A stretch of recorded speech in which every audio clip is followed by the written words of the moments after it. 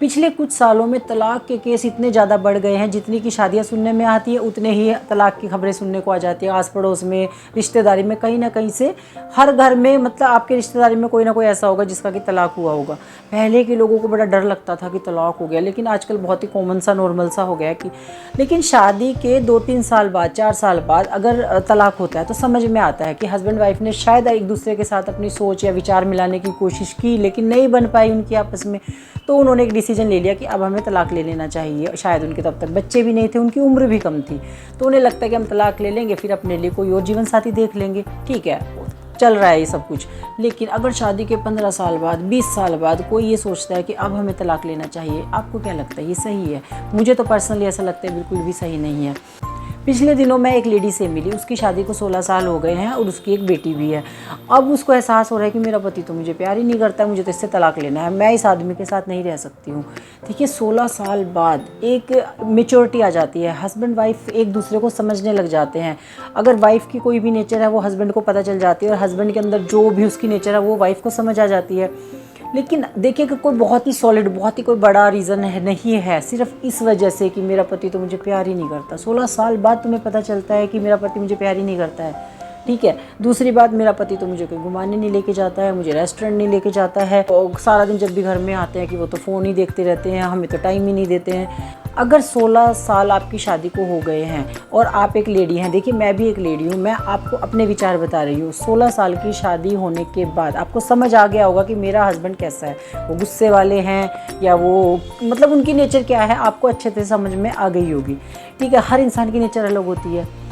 तो 16 साल हो गए हैं, अब आपकी बेटी भी बड़ी हो गई है। मुझे ऐसा लगता है पर्सनली, जब एक उम्र थी, कम उम्र थी, जिस समय पर ये घूमना फिरना, हस्बैंड के साथ प्यार से बातें करना, वो सब एक उम्र होती है जब अच्छा लगता है। एक इस उम्र में 16 साल के बाद, शादी के 16 साल के बाद एक मेच्योरिटी आ जाती है, अपने आप ही आ जाती है वो।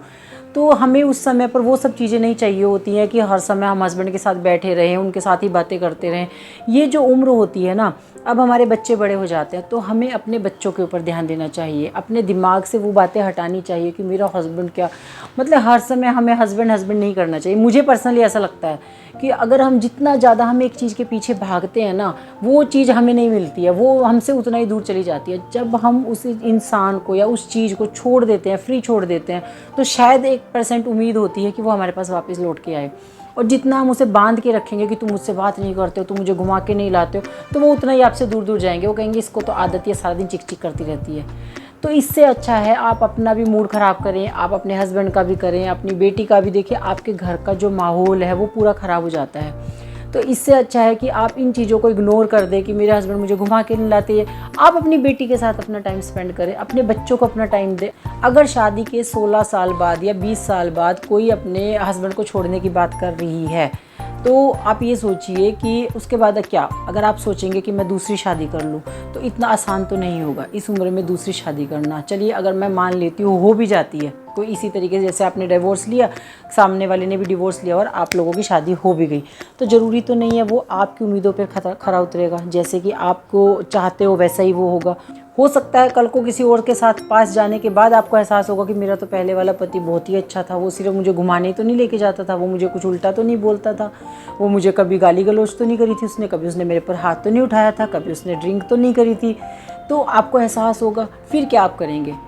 फिर आपके पास कोई ऑप्शन नहीं होगा। तो मुझे पर्सनली ऐसा लगता है कि जब आपकी शादी को इतना लंबा टाइम हो जाता है, आप एक उम्र के पड़ाव पे आ जाती हैं, तो आपको अपने आप को टाइम देना चाहिए, अपने बच्चों को टाइम देना चाहिए।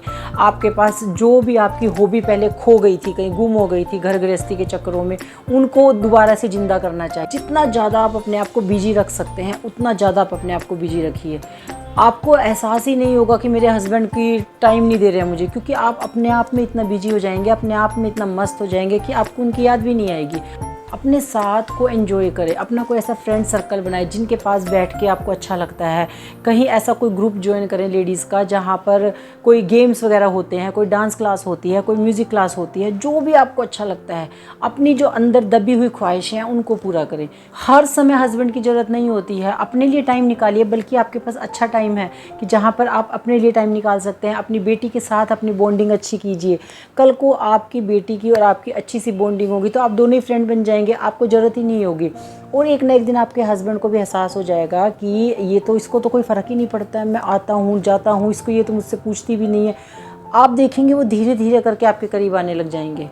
अगर कोई भी लेडी 15 साल बाद या 20 साल बाद, जिनके बच्चे भी बड़े बड़े हो गए और वो सोच रहे हैं कि अब हमें तलाक लेना है सिर्फ इन वजह से, इस कारण से कि हमारे हस्बैंड तो फ़ोन देखते रहते हैं, हमारे हस्बैंड तो टीवी देखते रहते हैं, हमारे हस्बैंड मुझे घुमा के नहीं लाते हैं, तो मुझे ऐसा लगता है कि आपको ऐसा नहीं करना चाहिए। अपने आप को अपनी हॉबीज़ के साथ बिजी करें, जो आपको अच्छा लगता है आप वो करें। आप अपने बच्चों के साथ टाइम स्पेंड करें, आप अपने बच्चों को साथ लेकर घूमने के लिए जाएँ। आप देखेंगे आपके हस्बैंड को एहसास होने लग जाएगा कि ये मेरे बिना ही एंजॉय कर रहे हैं, और फिर वो अपने आप धीरे धीरे करके आपके पास आ जाएंगे।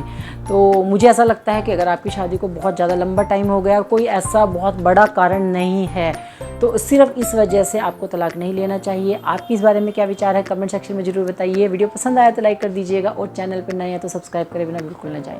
Thank you so much.